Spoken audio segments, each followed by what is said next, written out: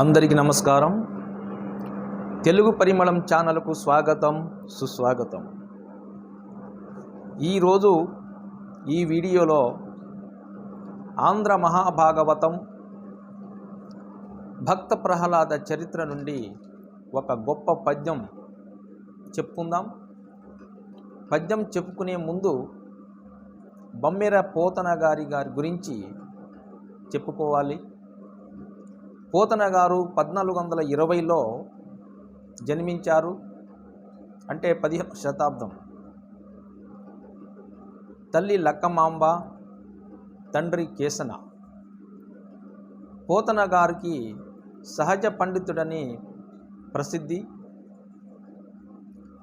పోతన గారు రచనలు ఆంధ్ర మహాభాగవతమే కాకుండా వీరభద్ర విజయం, భోగిని దండకం, నారాయణ శతకం మొదలగు రచనలు ఎంతో గొప్పగా చేయడం జరిగింది. శబ్దాలంకార సొగసుతో ఎంతో భక్తరస ప్రధానంగా ఇతని రచన సాగింది. పండిత పామరులకు జనరంజకంగా ఇతని రచనలు రాయటం చేశారు. ఈ పద్యం చూస్తే ఇందుగలడు అందులేడని పద్యం అతి మధురమైన పద్యం. ఇందులో ఉన్నటువంటి పదౌచిత్యం కావచ్చు, సందర్భౌచిత్యం కావచ్చు, పాత్రౌచిత్యం కావచ్చు, ఎంతో అందంగా అమర్చారు పోతన గారు. ఇంకా ఈ పద్యంలో దకారం, ఈ దకారం సున్నా ముందున్న దకారం బాలుర నోట ఎంతో అందంగా పలకబడుతుంది. ప్రతి పాదములో రెండవ అక్షరానికి సామ్యం ఉండాలన్నది ఎంతో అందమైన ప్రాస పోతన గారిది. ఈ రెండింటికి చక్కగా సమన్వయం చేసిన తీరు అద్భుతం. ఈ పద్యంలో చిన్న పిల్లలు కాళ్ళు చేతులు కదుపుతూ చెప్తున్నట్లు చెప్తారు పోతన గారు. అయితే ఈ పద్యంలో హిరణ్యకశిపుడు, ప్రహ్లాదుడు, మరి ప్రహ్లాదుడు గురించి, ప్రహ్లాదుడు పుట్టుక గురించి, హిరణ్యకశిపుడు పుట్టుక గురించి, హిరణ్యకశిపుడికిను మహావిష్ణుకి ఉన్నటువంటి వైరం గురించి కూడా మనం కొంచెం చెప్పుకోవాలి. ఎందుకంటే అసలు ఈ హిరణ్యకశిపుడు ఎవరు, మహావిష్ణువుతో ఉన్నటువంటి వైరం ఏమిటి, ఆ శత్రుత్వం ఎందుకు వచ్చింది అనేది కూడా మనం తెలుసుకోవాలి. దక్ష ప్రజాపతి కూతురు దితి కశ్యపుని పెళ్ళాడింది. ఆ దంపతులకు ఈ హిరణ్యకశిపుడు, హిరణాక్షుడు అనే ఇద్దరు జన్మించారు. వీరు పర్వత సమానులు. వీరు జన్మించినప్పుడు భూమి కంపించింది. పర్వత సమానులైనటువంటి వీరు జన్మించినప్పుడు భూమి కంపించింది. ఉరుములు మెరుపులతో పిడుగులు పడ్డాయి. వీరు వాళ్ళ తండ్రి గారైనటువంటి కశ్యపుడి సంరక్షణలో వాళ్ళు పెరిగారు. పెరిగిన తర్వాత వాళ్ళు ఆ రాక్షసులందరికీ రాజుగా చలామణి అవుతూ ఎక్కడ చూసినా కూడా పాప కార్యాలు చేస్తూ, అధర్మ కార్యాలు చేస్తూ బ్రాహ్మణులకు, ప్రజలకు, దేవతలకు ఎన్నో చిత్రహింసలు పెడుతూ ఉండేవారు. ఆ విధంగా వాళ్ళు జనాల్ని హింసిస్తూ ఉండేవారు. అయితే ఈ హిరణ్యకశిపుడి సోదరుడు హిరణాక్షుడు విష్ణువు చేతిలో మరణించాడు వరాహ అవతారంలో.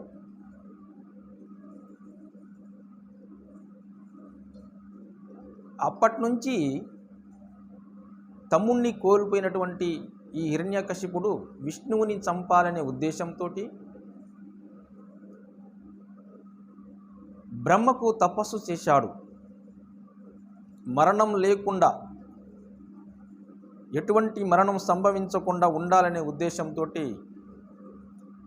తపోదీక్ష చేశాడు. ఆ తపోదీక్ష 100 దివ్య సంవత్సరాలు తపోదీక్ష చేశాడు. 100 దివ్య సంవత్సరాలు. ఒక దివ్య సంవత్సరం అంటే దాదాపు 360 సంవత్సరాలు. అట్లాంటి 100 దివ్య సంవత్సరాలు అతను తపోదీక్ష చేశాడు. బ్రహ్మను తపస్సు, బ్రహ్మ కోసమే తపస్సు చేశాడు. దేనికి తపస్సు చేశాడు? అతను మరణించటం అనేది, మరణం అనేది రాకుండా ఉండడానికి. దేనికోసం అంటే విష్ణువుని చంపటానికి. తన సోదరుని చంపినటువంటి విష్ణువుని చంపాలి కాబట్టి మరణం సంభవించకూడదు అని. ఆ సమయంలో, ఈ తపోదీక్ష చేస్తున్న సమయంలో ఈ హిరణ్యకశిపుడి భార్య గర్భవతి. ఈమె పేరు లీలావతి. ఈ తపోదీక్షకు ఇంద్రుడు కూడా భయపడి ఈ తపోదీక్షని భగ్నం చేయాలనే ఉద్దేశంతో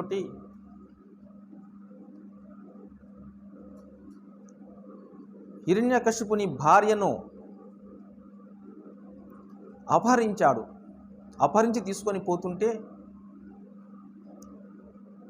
నారద మహర్షి ఎదురు వచ్చి, దేవేంద్ర, నువ్వు చేస్తున్న ఈ పని మంచిది కాదు. నిండు చూలాల్ని ఇట్లా హింసించడం మంచిది కాదు. వెంటనే ఆమెను విడిచిపెట్టు. ఇది ధర్మం కాదు అని అనేసరికి హిరణ్యకశిపుడు తపోదీక్ష చేపట్టాడు. ఆ తపోదీక్షని భగ్నం చేయకపోతే మనం దేవతలం ఎవరు మిగిలం. కాబట్టి అతను దీక్షని భగ్నం చేయాలి అంటే ఈమెని చెరచాల్సిందే అన్నాడు ఇంద్రుడు. కానీ ఆమె గర్భంలో పెరుగుతున్నది మహావిష్ణువు భక్తుడు. ఆ విష్ణు భక్తుడు పుడితేనే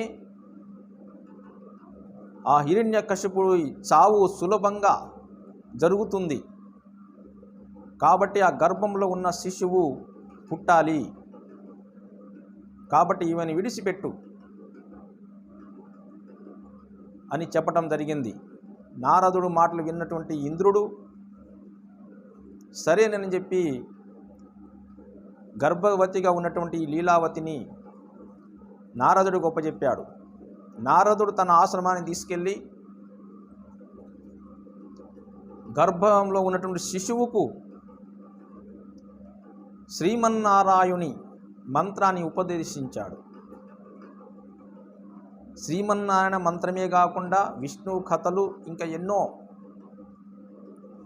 విష్ణువుకు సంబంధించినటువంటి మొత్తం ఉపదేశించి గొప్ప భక్తుడిగా చేయటం జరిగింది.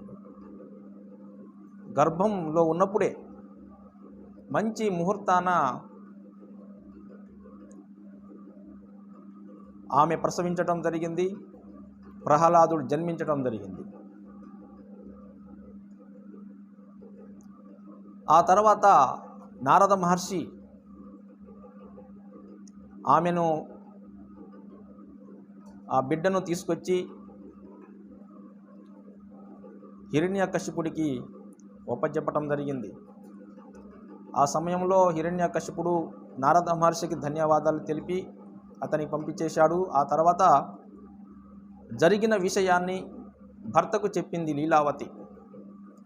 ఈ రకంగా ఇంద్రుడు నన్ను అపహరించకపోతుంటే ఇట్లా నన్ను నారద మహర్షి కాపాడి ఈ విధంగా తీసుకొచ్చి మీకు ఉపజెప్పడం జరిగింది అని అంటే, నాకు విష్ణువే శత్రువు అనుకున్నాను, ఈ ఇంద్రుడు కూడా నాకు శత్రువేనా, వీటి సంగతి చూస్తా అని చెప్పి వెంటనే బయలుదేరి సేనంతో ఆ రాక్షస సేనని ఎమ్మటేసుకొని స్వర్గానికి బయలుదేరాడు. బయలుదేరంగానే అక్కడికి వెళ్ళగానే అక్కడ ఉన్నటువంటి దేవతలు ఇంద్రుడితో సహా అందరూ పారిపోయారు. ఎక్కడికి పారిపోయారు? సత్యలోకానికి పారిపోయారు. ఆ సత్యలోకంలో ఎవరు ఉంటారు? బ్రహ్మదేవుడు ఉంటాడు అక్కడ. వెంటనే సత్యలోకానికి పారిపోయినటువంటి విషయం హిరణ్యకశిపుడు తెలుసుకొని అక్కడికి వెళ్ళాడు. అక్కడికి వెళ్ళి బ్రహ్మను కూడా బెదిరించాడు. ఓ బ్రహ్మదేవా, నీ దగ్గరికి వచ్చినటువంటి ఇంద్రుడు ఈ దేవతలందరినీ నువ్వు వెంటనే నాకు అప్పచెప్పు. నువ్వు నాకు వరం ఇచ్చావు కాబట్టి నేను నిన్ను వదిలిపెడుతున్నాను. అప్పుడు వరం ఇచ్చిండు కదా, తపోదీక్ష చేసినప్పుడు చాలా వరం ఇచ్చాడు. ఏం వరం అది? మానవుడితో కానీ, మృగంతో కానీ, ఇంట్లో కానీ, బయట కానీ, పగలు కానీ, రాత్రి కానీ,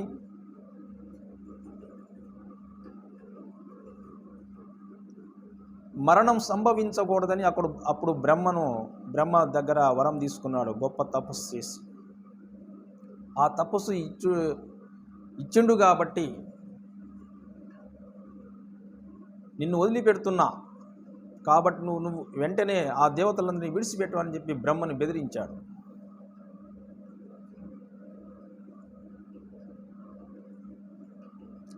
వెంటనే బ్రహ్మ కూడా బెదిరిపోయి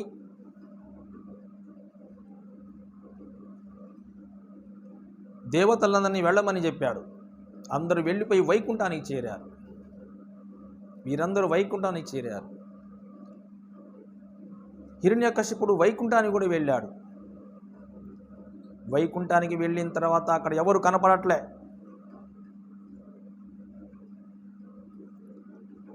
ఎందుకు కనపడతారు? ఆ వైకుంఠం అందరికీ కనపడదు.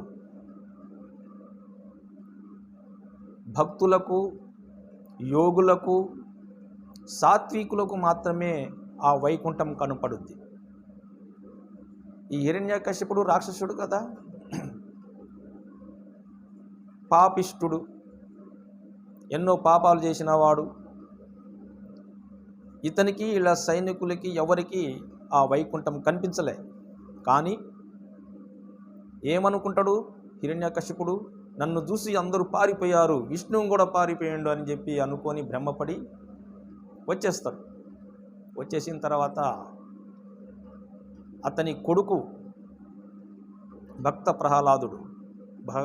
ప్రహ్లాదుడికి చదివించాలనే ఉద్దేశంతో తన గురువు అయినటువంటి చండమార్కుల వారిని పిలిపించి నా కుమారునికి మంచి విద్య నేర్పమని అతని గొప్ప చెప్పడం జరిగింది. కానీ చండమార్కుల వారు విద్యను బాగానే నేర్పిస్తున్నాడు. కానీ మధ్యలో విష్ణు నామాలు, విష్ణు సంబంధించినటువంటి స్తోత్రాలు, విష్ణుకు సంబంధించినటువంటి ధ్యానం చేయటం ఆరంభించాడు. విష్ణుని ధ్యానిస్తున్నావా? ఇది మీ తండ్రి గారు వింటే మంచిది కాదు. మీ తండ్రి గారికి శత్రువు అయినటువంటి విష్ణువుని నువ్వు ధ్యానిస్తున్నావా? వద్దు, ఇది మంచిది కాదు. ఈ విషయం మీ తండ్రి గారు తెలిస్తే నన్ను కూడా చంపేస్తాడు. నీకు మంచిది కాదు, నాకు మంచిది, ఎవరికి మంచిది కాదు. వెంటనే ఇటువంటి మొత్తం మానేసేయి, అని చండమార్కుల వారు చెప్పారు. కానీ వినలే. ఈ లాభం లేదని చండమార్కుల వారు హిరణ్యకశిపునికి పోయి చెప్పాడు, మీ కుమారుడు ఈ విధంగా విష్ణువునే ధ్యానిస్తున్నాడు, నేను ఎంత చెప్పినా వినట్లేదు అని అంటే హిరణ్యకశిపుడు కూడా పిలిపించి ఎన్నో చెప్తాడు. చెప్పినా కూడా మాట వినలే. అతను మన శత్రువు, నా సోదరుని చంపాడు, మన కింద ఆయన అసలు సరిపోడు, అతన్ని నువ్వు ధ్యానించటమా, వద్దు అని చెప్పి ఎంతో చెప్పాడు. కానీ ప్రహ్లాదుడు వినలే. నువ్వు పొరపాటు పడుతున్నావు తండ్రి గారు, మహావిష్ణువు సర్వోపగతుండు, ఈ సర్వంలో అన్ని చోట్ల అతనే ఉంటాడు, సర్వంతరయామి అని ఇతను చెప్పటం జరుగుద్ది. భటులతోటి దండోపాయం చేసైనా సరే ఇతనికి మార్పించమని ఒప్పజెప్పాడు భటులకు. భటులు కూడా ఎన్నో ప్రయత్నాలు చేసినా కూడా ఇతనిలో మార్పు రాలే. చివరకు ఇతనే మంచి మాటలతో మార్పిద్దామని చెప్పి పిలిపించి ప్రయత్నం చేసేటప్పుడు చెప్తాడు, నాయనా, మన శత్రువుకి నువ్వు ఇట్లా ధ్యానించటం మంచిది కాదు, నా సోదరుని చంపిన వాడిని నేను చంపాలి, నువ్వు ఇప్పటికైనా మానుకో అని చెప్పినా కూడా మాననంటే మానను, నువ్వు పొరపాటు పడుతున్నావు తండ్రి, అతను దేవుడు, సర్వంతరయామి, ఎక్కడైనా అతనే ఉంటాడు, మొత్తం జగత్ ప్రపంచంలో మొత్తం ఎక్కడైనా ఆయనే ఉంటాడు, ఆయనే దేవుడు చెప్పటం జరిగింది. చాలా ఆవేశంతో ఆగ్రహంతో, ఎక్కడ రాని హరి చూపెట్టు, ఈ స్తంభంలో ఉంటాడా, ఇక్కడ ఉంటాడా, అక్కడ ఉంటాడా అని చెప్పి చేతిలో ఉన్న గదతోటి ఈ స్తంభంలో ఉంటాడా అంటే ఉంటాడు అని చెప్తాడనమాట. ఏది నీ చూపెట్టు నీ హరి అని చెప్పి ఆ స్తంభాన్ని గదతో కొట్టంగానే గద ఆ స్తంభం నిలువుగా చీలిపోయి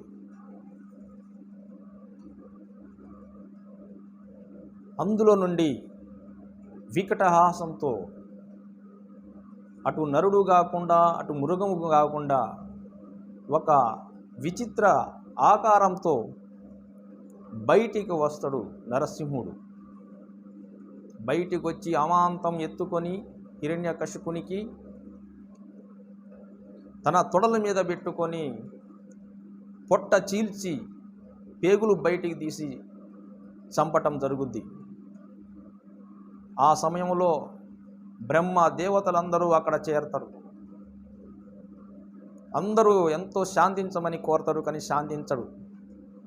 చివరికి ప్రహ్లాదునే అందరూ కోరతారు, దేవతలందరూ, ప్రహ్లాద నువ్వే శాంతించాలి అని అనగానే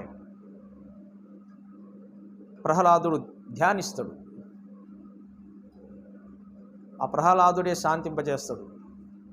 ఆ తర్వాత నిజ స్వరూపంలో బయటకు వచ్చి ప్రహ్లాదునికి అక్కడ రాజ్యాధికారం అప్పజెప్పి దీవించి వెళ్ళిపోతాడు. ఆ సమయంలోనే ప్రహ్లాదుడు ఆ పద్యం పాడతాడు అన్నమాట. అదే పద్యం ఇప్పుడు వివరంగా చెప్పుకుందాం. ఇక పద్యం చూడండి. ఇందుగలడందులేడని సందేహము వలదు, చక్రి సర్వోపగతుండు, ఎందెందు వెతికి చూచిన అందందే కలడు, దానవాగ్రణి వింటే. పద్యం ఇంకోసారి చదువుదాం. ఇందుగలడందులేడని సందేహము వలదు, చక్రి సర్వోపగతుండు, ఎందెందు వెతికి చూచిన అందందే కలడు దానవాగ్రణి వింటే.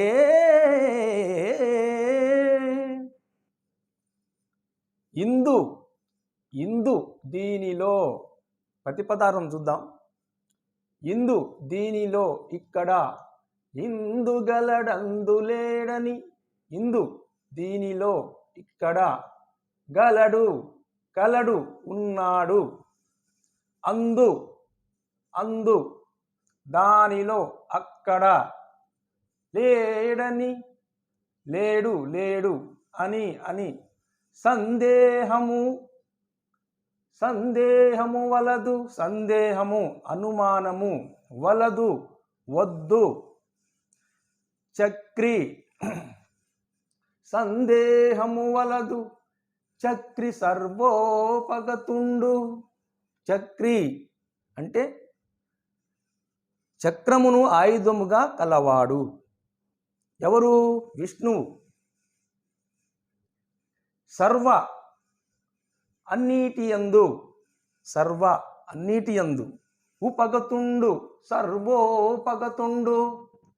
సర్వ ప్లస్ ఉపగతుండు. సర్వ అంటే అన్నిటి యందు, ఉపగతుండు అంటే ఉండు ఉండువాడు. ఉపగతుండు ఉండువాడు. ఎందెందు వెతికి చూచిన ఎందెందు ఎందెందు ఎక్కడెక్కడ వెతికి వెతికి చూచినన్ చూచినచో అందందే అక్కడెల్లను అక్కడే కలడు ఉన్నాడు. దానవాగ్రణి రాక్షస రాజా. దానవాగ్రణి అంటే రాక్షస రాజా. వింటే వింటివా. ఇది ప్రతిపదార్థం. దీని భావం, ఓ హిరణ్యకశిప మహారాజా, శ్రీ మహావిష్ణువు ఇక్కడ ఉంటాడు ఇక్కడ ఉండడు అని చెప్పటానికి లేదు. శ్రీ మహావిష్ణువు ఇక్కడ ఉంటాడు ఇక్కడ ఉండడని చెప్పటానికి ఏమీ లేదు. ఆయన సర్వోపగతుండు అంటే సర్వకాల సర్వావస్థల అన్నిటి యందు ఉండేవాడు. ఈ విషయంలో ఏమాత్రం సందేహం అన్నది లేదు. అందుచేత ఎక్కడైనా సరే వెతికి చూడాలే గాని అక్కడే ఉంటాడయ్యా రాక్షస రాజా అని తన తండ్రి హిరణ్యకశిపుడికి భక్త ప్రహ్లాదుడు, తన కుమారుడైన భక్త ప్రహ్లాదుడు చెప్పే పద్యం అన్నమాట ఇది. ఈ విధంగా సహజ కవి, సహజ పండితుడు అయినటువంటి బమ్మెర పోతన ఇంకా ఎన్నో, రుక్మిణి కళ్యాణం, గజేంద్ర మోక్షం, ఇంకా ఈ భాగవతంలో చాలా పద్యాలు ఉన్నాయి. ఇవన్నీ చెప్పుకుందాం, తర్వాత వీడియోలు అన్నీ చెప్పుకుందాం. ఇంకా ఇప్పుడు చాలా ఎగ్జామ్స్, పోటీ పరీక్షలు నిర్వహించడానికి ప్రభుత్వం సిద్ధంగా ఉంది. ఈ పోటీ పరీక్షలో కూడా మిత్రులు కావచ్చు, విద్యార్థులకు కావచ్చు, అందరికీ ఉపయోగపడే విధంగా తెలుగు సబ్జెక్ట్ మీద వ్యాకరణాలు కూడా ఈ వీడియోలో ముందు వచ్చే వీడియోలో చెప్పుకుందాం. ఈ వీడియో మీకు నచ్చినట్లయితే లైక్ చేయండి, షేర్ చేయండి, సబ్స్క్రైబ్ చేయండి. ధన్యవాదములు.